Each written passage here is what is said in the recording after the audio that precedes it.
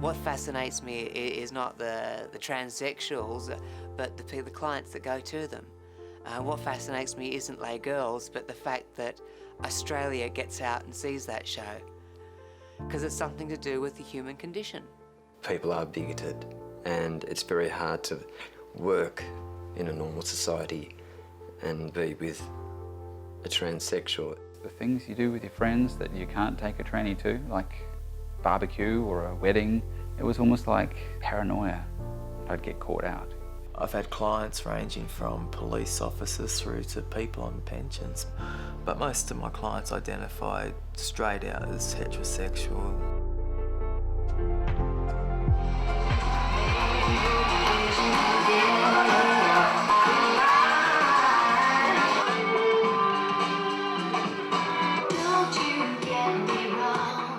They treat us like a woman, and that's really important because we live as a woman and we need to be treated as a woman, and that's why we treat them and please them, and it's fair for them and for us because we want cash.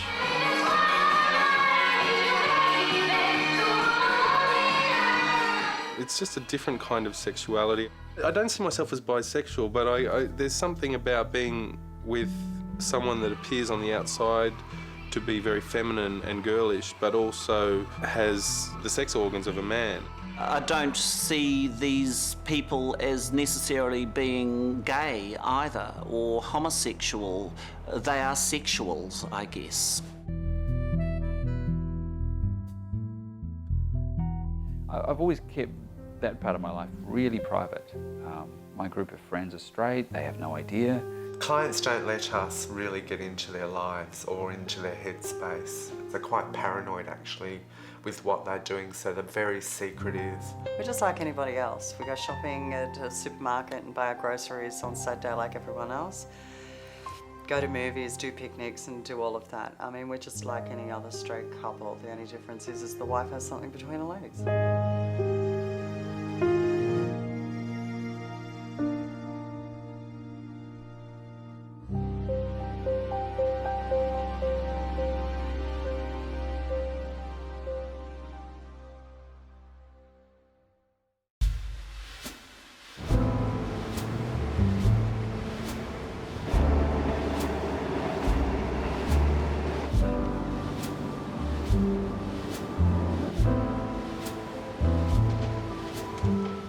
I first started doing research with trans women on the streets of Sydney in the late 1990s. I knew some trans women were working in the sex industry, but what surprised me was that so many of them worked non-operatively. That is, they kept their male genitals. Sydney's quite well known by trannies as a centre for tranny sex work and for trannies generally. It's a bit of a mecca. People come here from New Zealand in particular, the Pacific Islands, and of course all around Australia. So it becomes a bit of a hub. I once said that it was a great place to be if you hadn't had the operation and still wanted to find fellas that liked you, and this is the place, I suppose, where the most tranny trade are, as it were, and that's reflected too in the industry, in the sex industry.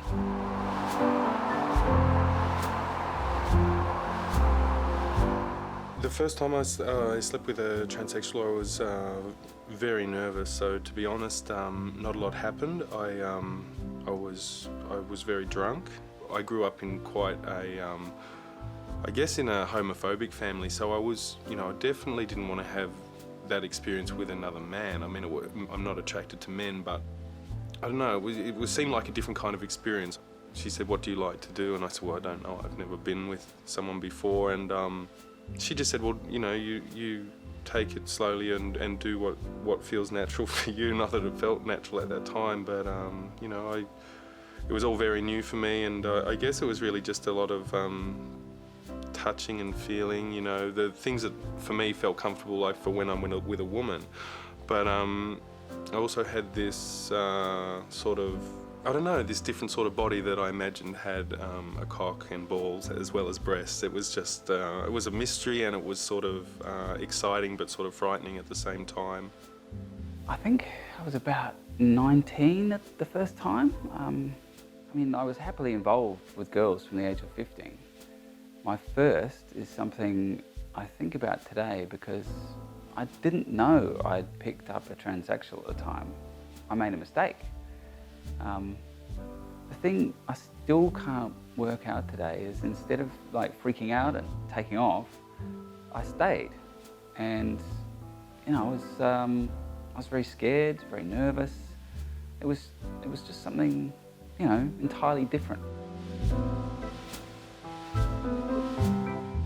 Most of my clients, they're single, and some of them, they're married, and but most of them, they're single men who interesting be with transsexual, which is female with penis, because that's what they think is fantasy. They try something different. My clients are heterosexual men, so this is swinging out of the norm for them, and it's something that they're probably quite embarrassed about. With society, it's something that they can't openly go out and talk about because it wouldn't be accepted. They're just everyday guys, but wanting something a bit more exciting. They're all really easygoing. They can't really afford to cause trouble because this is a secret in their life. So they're very fabulous to me, and yeah, they're just really easygoing. You've got your straight places, you have your male-to-male places, you have your, you know, males for females sort of situation. It's pretty obvious down the heterosexual line there exactly what they're after and what their sexuality is about in every day-to-day life. With us, I think what it is we get a lot of married people, a lot of people in relationships or whatever that the case may be, and 9 times out of 10, it's purely for the fact that they want to experience what, say, a traditional gay male would experience in a sexual relationship without having to actually look at a male. It's easy for them to look up between their legs and see a female and deal with it in their heads that way. But that's usually how it works. Most guys that come here, or even couples, we get the odd male and female coming here together because they want to try something different to spice up their sex life or whatever the case may be. They're just experimenting. Or, you know, on the other hand, most people I would class as being either bisexual or just not dealing with it, so they see a transsexual and it's an easy way for them to visually look at a woman but sexually receive what they would get from a man. It doesn't necessarily mean that they're gay, it's just that how they associate with it.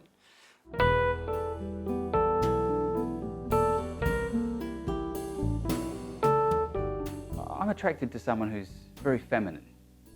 My first time with a transsexual, this girl I went with, she was very attractive, very petite, very gentle, very kind, and I was very nervous. You know, I didn't know what to expect, and she was really able to relax me and make me feel comfortable, and she persuaded me to stay. There was oral from her to me, and then there was penetration from me to her. Yeah, I'd say it was a real turning point because afterwards, I will say this, after the first time, I was disgusted with myself. You know, I felt really guilty. I swore it was against everything that society had taught you, you know, against community attitudes. You know, to this day, I think that women are beautiful. I haven't been with a woman for a long time now, but I still find them beautiful. And, you know, I often thought about getting involved with a woman, but I don't know, it's been so long now. You know what I mean? Like, I was very happy as a teenager with women. So, after that first time, I did swear that I'd never let it happen again. I felt guilty and disgusted with myself. I thought I'd never do it again. And then about 6 months later, I came back to her. Like 6 months later, I came back and I saw this girl, same one.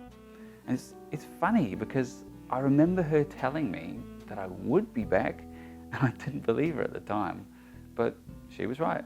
And then after that, over a period of time, you know, just got easier. But I was very much in love with my wife, you know, I still love her today. I suppose, you know, it's more emotional love than sexual love. We had a sexual relationship, but once I had that first taste with a tranny, I suppose, you know, it was a bit like someone being on heroin or something. It became an addiction, and it was very hard to knock back. The first time I ever thought about having sex with a transsexual was when I came to Sydney. I became friends with a guy who used to talk to me about his experiences with transsexuals, and up until that point, the idea of sleeping with a transsexual had never occurred to me, and he used to tell me the stories. At first I was a bit shocked, and you know, because I knew that he had a girlfriend, and I thought basically he was strictly heterosexual in that way. And then I kind of found the stories interesting. I used to really enjoy hearing about his experiences, and then, you know, I guess my first experience happened when I was living in this area, and I used to see the girls working in this area a lot, and I used to drive. First of all, I just started, I would drive past and just look, just sort of curiosity, and I would feel a bit funny about it. And then one night I got out and talked to one of the girls, and that was the first time I ever had an experience.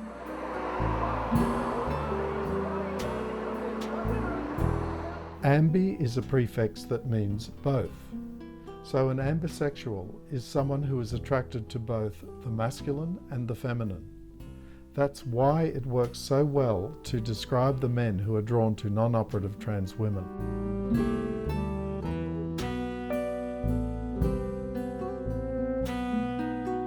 Most of my clients would identify as heterosexual, even though most of them are married or got girlfriends or have been married in the past. I'm quite sure it's the combination of long hair, makeup, breasts, but also sometimes they like the, you know, in between your legs type of thing. And I know it's the attraction of, I don't know, maybe a third sex for them, but they don't really sort of see you as, like, I've got gender dysphoria, meaning I've got the thoughts, feelings, emotions of a female, right? And but they don't understand that, but they're quite happy to, you know, tell you that they love you and everything like that while you're having sex with them. As soon as they blow their load, it's sort of like pants on and they can't get out of the place quick enough, no matter where you take them. Or, you know, if you're in a car with them, it's like, oh, do I have to drop you all the way down there, you know, like if I'm working on the street, or, you know.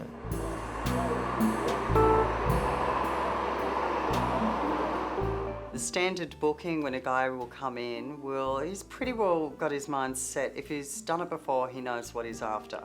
He'll either be after an active girl or a versatile girl or a passive girl. If they're, you know, not in that situation, usually what they'll probably do is just come once or twice, see a couple of girls until they work out what sort of niche that they're after. But more often than not, if they've done it before, they know exactly what they're after, and they have exactly what they want. But yeah, 9 times out of 10, it's usually the first timers that are experimenting, that sort of thing, and they're the only ones that really aren't that sure. Psychologically, I'd say really all of them aren't that sure, in the sense that, well, they are seeing a transsexual, and they do like the bottom half, but it's easier to look at the top half. It's that whole rationale of them being able to deal with it in that way.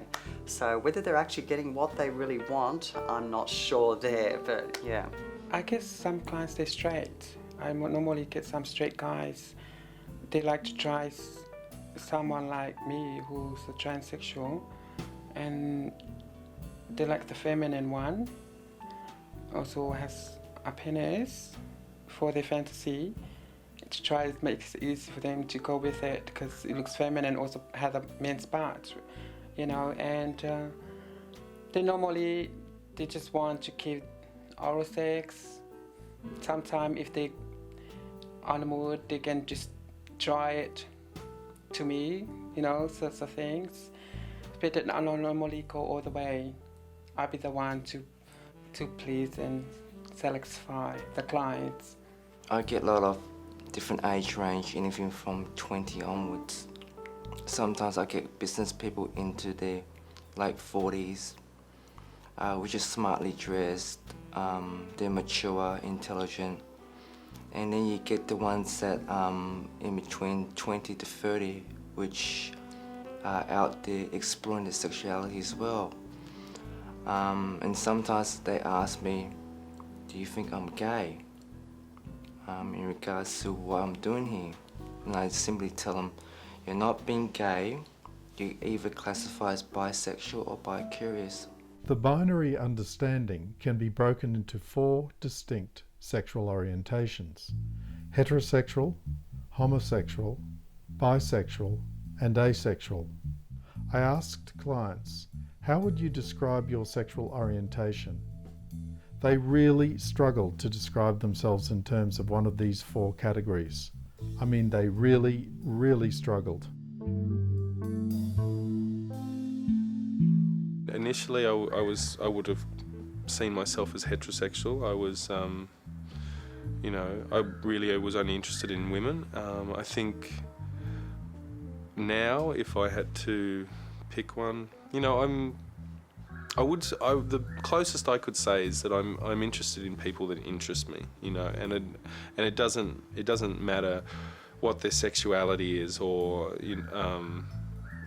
because I don't know, I would never have imagined that I would be interested in transsexuals and having sex with transsexuals and spending my social time with transsexuals, but that's happened.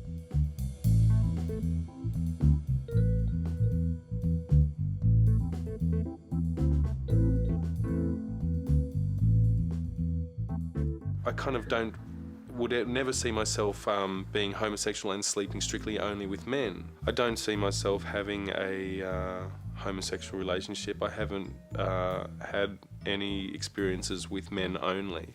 It's always been with transsexuals because that's what makes me feel safe. I never thought of myself as being bisexual or gay. I've never been involved with a man, no inclination in that direction at all. It doesn't do anything for me. To be honest, it puts me off. The masculinity puts me off. I suppose with a transsexual, she attracts you because of the femininity, and she has that something extra, that women can't provide. She's more than a woman. And transsexuals go to so much more trouble to be a woman, as a result, they're often better than a woman, if you know what I mean. They go to so much trouble with their appearance. I mean, you look at ordinary girls, and there's not many of them that can compete with a transsexual in the way that they do themselves up, the way they appear.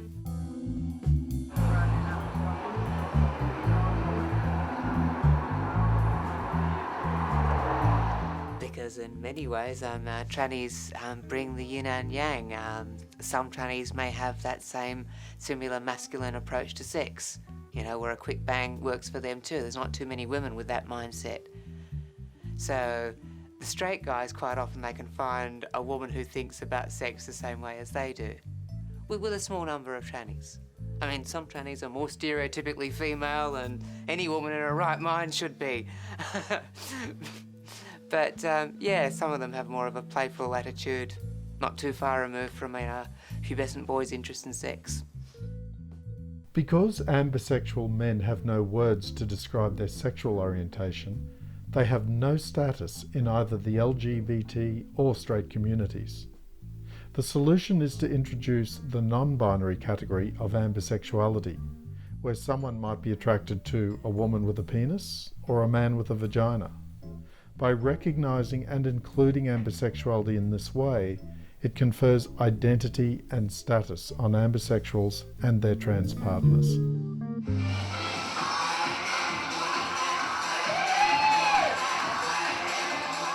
It's not an easy thing to do, to change identity, particularly about something like sex, where people have very fixed ideas of you're this or you're that, and this is all the stuff that comes with that package, and this is all the stuff that comes with that package. So you have to choose, you're this one, you have to tell the whole world, you have to get them to change their minds about everything and see you in a new light somehow. You risk losing them. Why would you do all that if it wasn't a really powerful innate force? So yeah, if that was something that was easy to change, I think we'd change it fairly easily. And we don't, because it's something that's as essential to us as our sense of self, as breathing.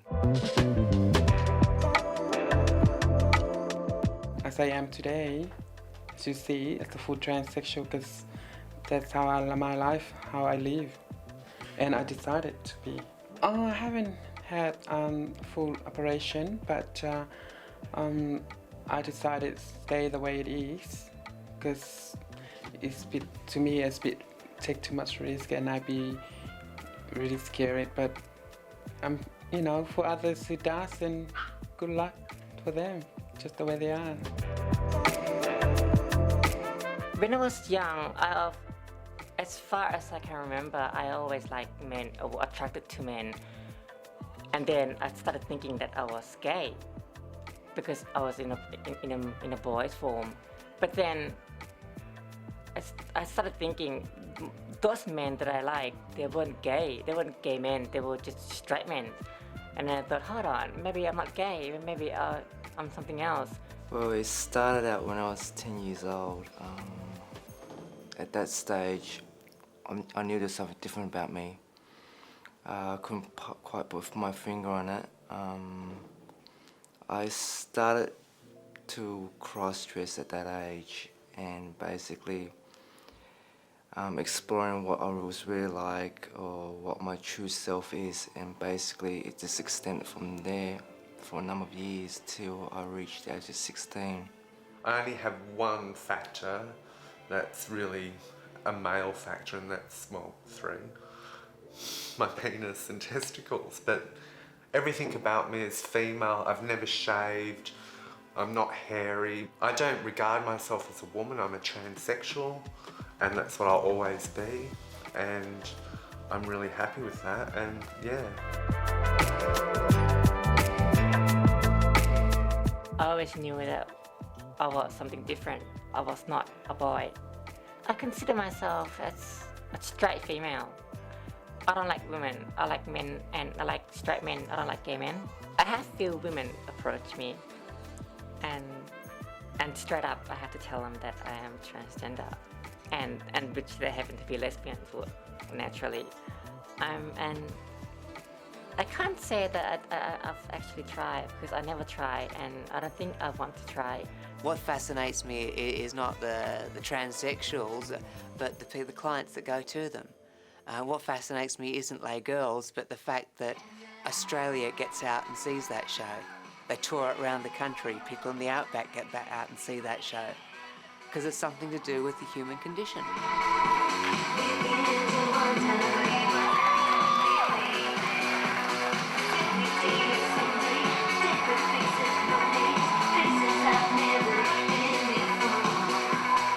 Initially it was, for me, my fascination was with mutual masturbation and oral sex, me giving it and having it done to me. And I would have to say that's, for me, where I get the most pleasure out of the experience.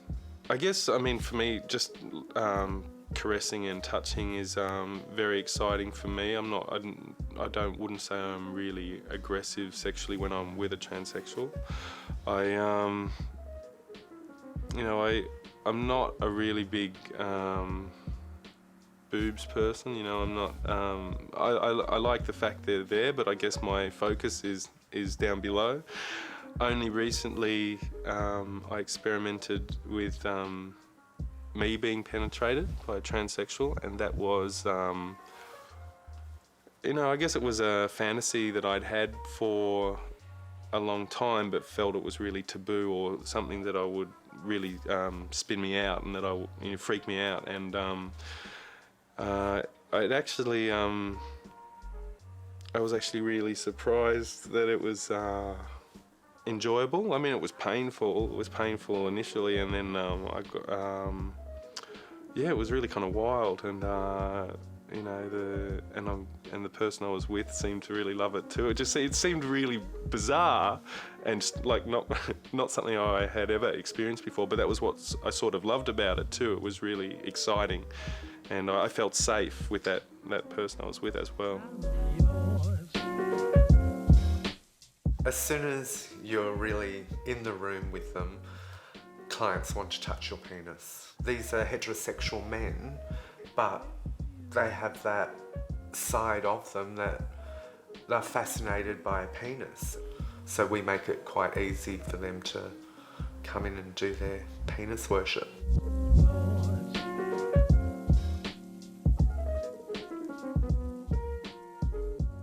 There have always been men who have been interested in feminized males. You see this in all world cultures. Every society has this range of variation of expressions of sexual orientation that was very obvious in the 19th century. It was as if there was a discovery of something other than the binary world. So I've been researching gender and sexuality for 25 years now, and I started off working in Indonesia because I was very interested about the ways in which women were conceptualized or how people thought about women. But when I went to Indonesia, people were saying to me, if you're really interested in gender, why are you just looking at women? We've got a whole spectrum of genders. And they were telling me it was really important to include these other genders in conceptualizations of that. So Indonesia has this rich history and has been very different to much of the West in acknowledging that and providing roles and opportunities for people of various genders and sexualities. But sadly, in the last few years, it's become a bit more constrictive. I think the acceptance within the Māori culture, which is the indigenous people of New Zealand, is something that there's always been a place for people who are gay or transgendered even within the culture. I have to say that it has a place, but not ever in a place of dominance or influence. And in fact, I think you will find in a number of indigenous cultures around the world, there has always been a place.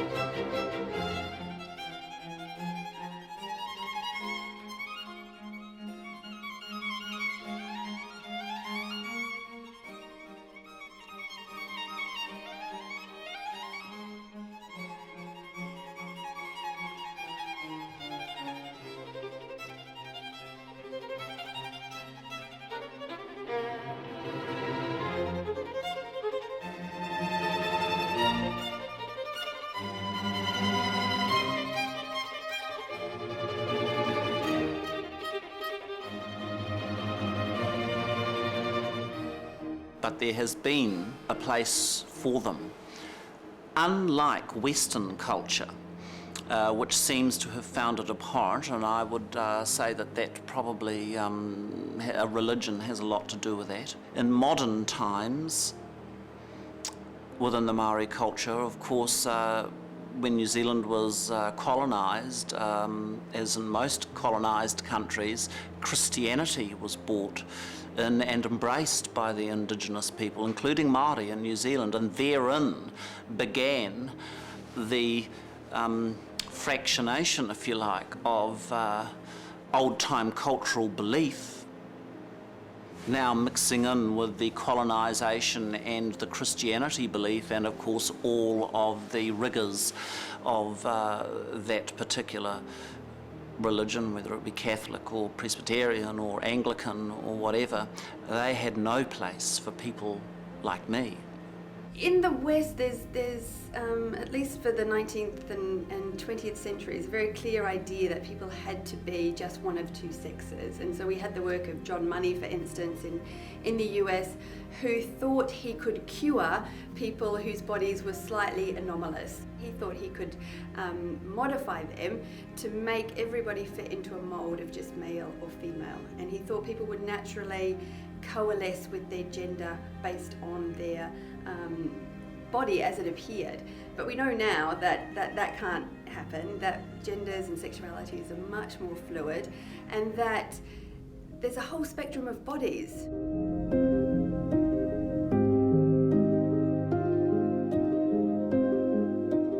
The binary approach to sexual orientation is too limited. Why should people feel, or why do people feel they need to have surgery?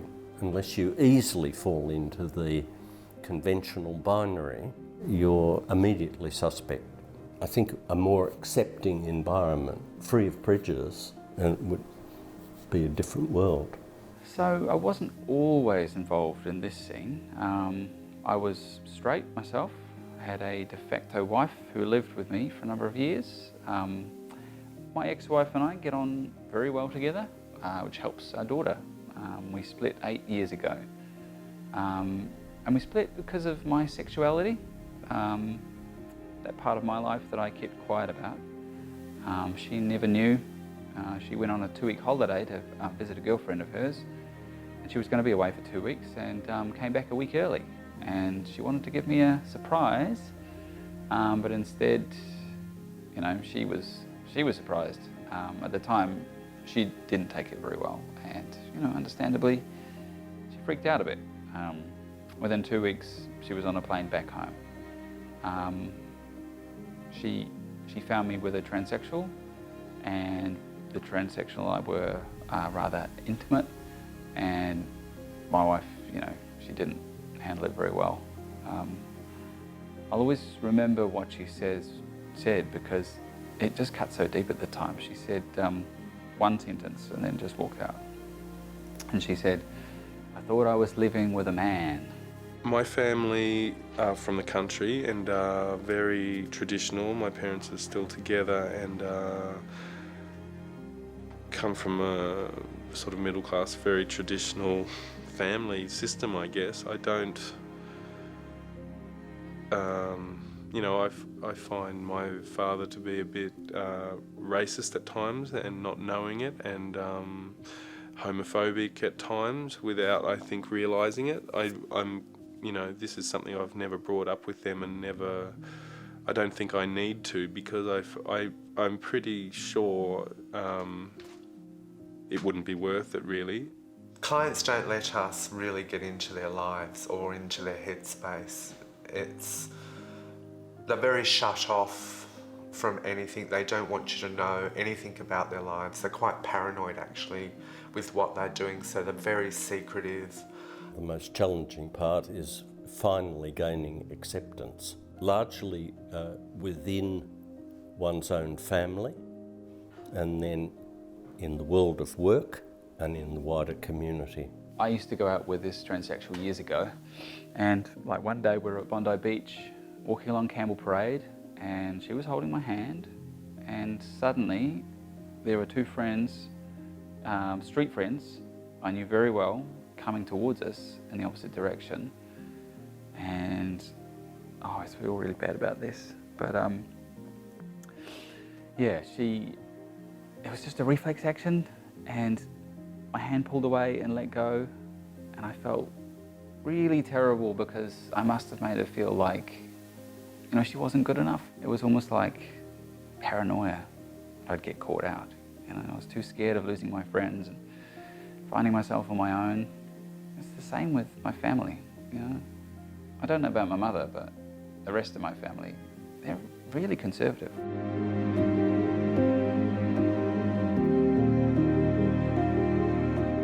I have to be honest, in the beginning I felt uncomfortable being seen in public with a transsexual. I was always afraid that my friends might see or they'd ask questions or whatever, but because I guess I've I've really grown to like Charlene. It's become more important to me to be able to spend time with her and do things we enjoy without being afraid of being judged by other people and judging myself, which I think I used to do a lot. Most of all, I enjoy the conversations and just the time we spend that isn't necessarily sex, you know. I mean, I enjoy just getting to know her and you know, spending time together in that way.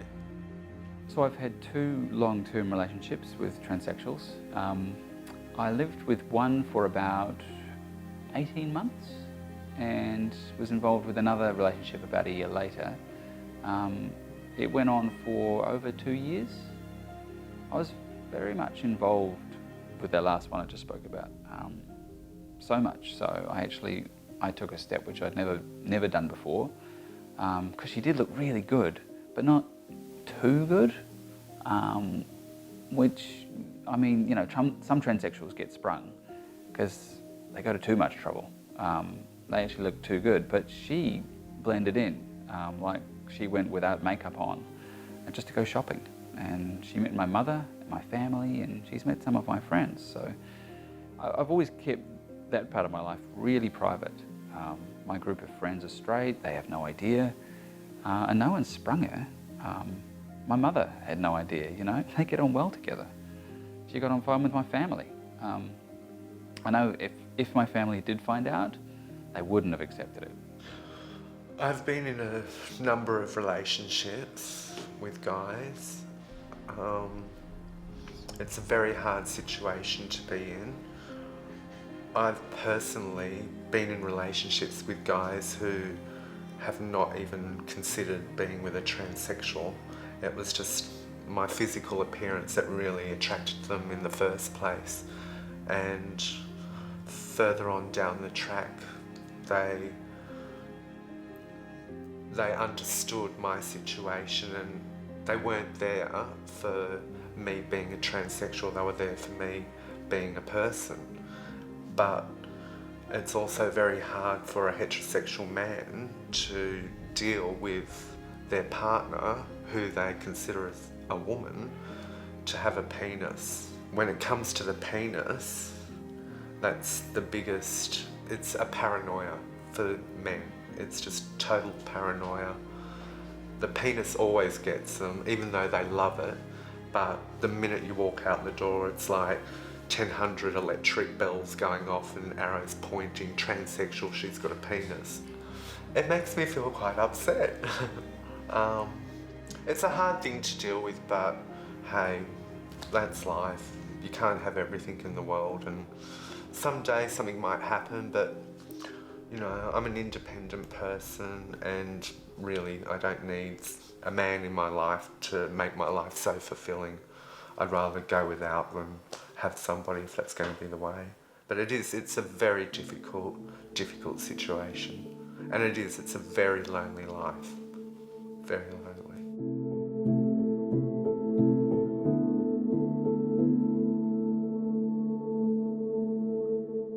So I think in New Zealand the future for various genders and sexualities is, I'm feeling quite positive in that there's more recognition, for instance, for same-sex marriage, but there is also places that give me cause for concern. In Indonesia, I'm feeling less hopeful about the future. There's been quite a backlash against gender and sexual diversity, to the point now that there are laws before the government to criminalise LGBT and LGBT activities. People are bigoted, and it's very hard to work in a normal society and be with a transsexual. It's, well, they say children can be unkind, but adults, just in their physical mannerisms, can be very, very hurtful. And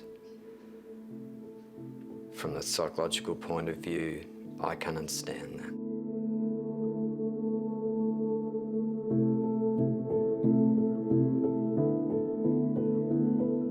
This year has been the first year in a long time, actually, that I've really thought about, you know, where the future lies in this area, and, you know, about women. I like all the things a woman can provide, and like what I mean by that is, you know, stability, children, acceptability, and marriage, and all that kind of stuff. Like, I do like that, and it's very hard to get involved in a relationship with a transsexual because, you know, most transsexuals are one-night stands. You meet them in a nightclub, they take you home that night, and that's it, you know. It's very hard for a number of reasons. One I know about is the earning capacity. You know, they're used to a certain lifestyle, and a lot of men can't provide that lifestyle. And myself, you know, I'm on a good wage, but I've got goals, you know? Like, I want my own place. I mean, I won't be able to do that if I try to keep up with that sort of lifestyle. You know, I try to be very strict on my budget to get ahead. I should have had my own home by now. You know, this transsexual I used to go out with, she likes to go out a lot. Ritzy places, you know, like for lunch. And when we used to go there, I used to say to her, look, you know, we don't have the money for this. And we can't afford it. And she'd say, oh, don't worry about it, I've got enough money. And she'd be happy to take out her checkbook, but I didn't like that, you know? It made me feel guilty. She would have done it a lot more often probably too if I let her. But just made me feel like I was living off her, and I couldn't handle that. There were a few contributing factors as to why we broke up, but you know, that was one of them. Not being able to keep up with that sort of thing. You know, it gets harder to hide your relationships with transsexuals as you get older. I never thought about it when I was younger, but it was very easy to do when I was young. As you get older, it does get harder, and honestly, the risks of getting caught out increases. I haven't been caught out, but, well, I mean, it's a bit like, you know, Russian roulette, isn't it? It's a matter of time. Conversations have come up at the dinner table at Christmas and so on about gays and Mardi Gras and, you know, discrimination laws, etc. And I know exactly what their views are. You know, if they only knew about their own son.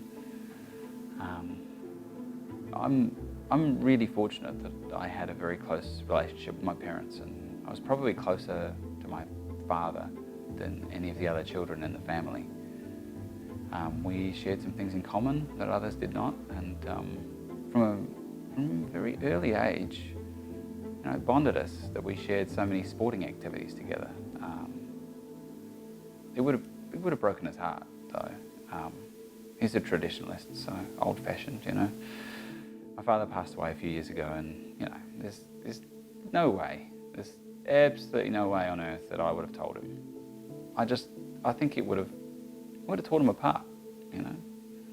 You know, my family can't see the difference between transsexuals and homosexuality, you know. To them, it's just gay.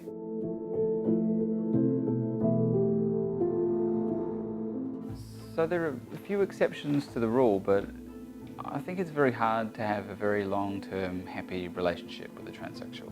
If you're interested in, you know, settling down with someone and sharing the rest of your life with that person, you're going to find it extremely difficult with a transsexual because, well, I don't know, that plays on me a bit because I don't want to grow old on my own.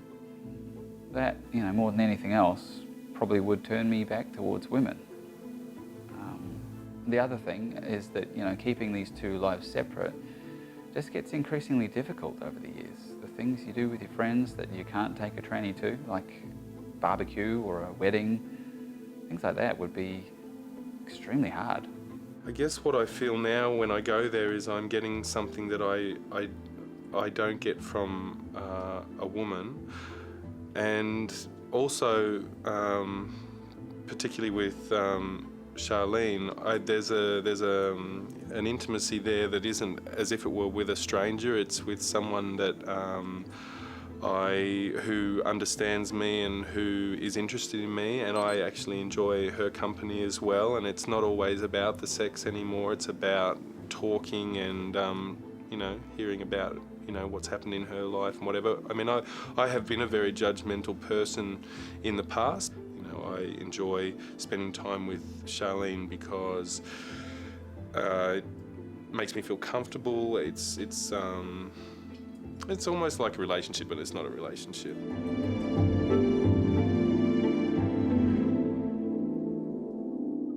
And now my boyfriend and I have been together for about close to 3.5 to 4 years strong.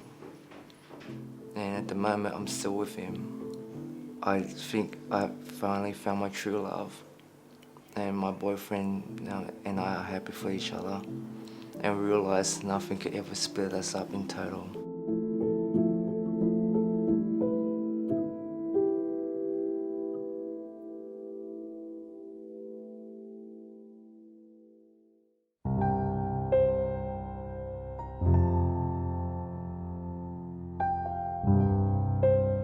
So in terms of the term ambisexual, I think terms can be really useful to try and enable us to be more precise in our discussions, to have some precision about who we're talking to. Ambisexuality unmasks a realm of behaviour, especially where relationships are concerned, and it demonstrates and I think explodes the argument embedded in a lot of identity politics that you can separate out sex, gender and sexual orientation.